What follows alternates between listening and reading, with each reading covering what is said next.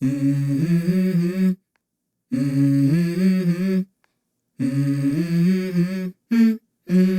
go. I wake up to a little bit of drool on my pillow, feel like it's gonna be a bad day. Yeah, I'm tired of shit, and the coffee ain't hit yet, damn, ain't that great. I don't wanna go to work, cause my boss is a jerk, and I'm not even that paid.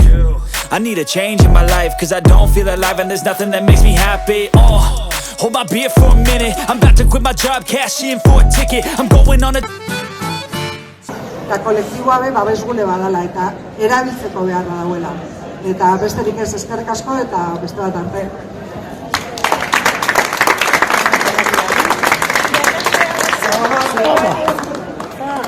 Zer iruditzen zaizue gure ekimena?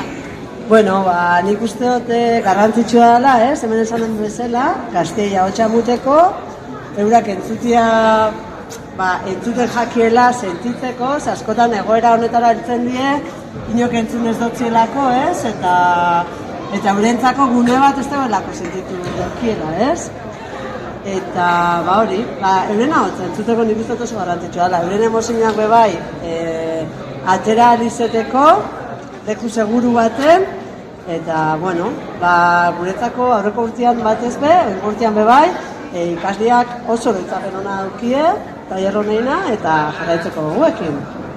Mila esker. Vale. Arrasate!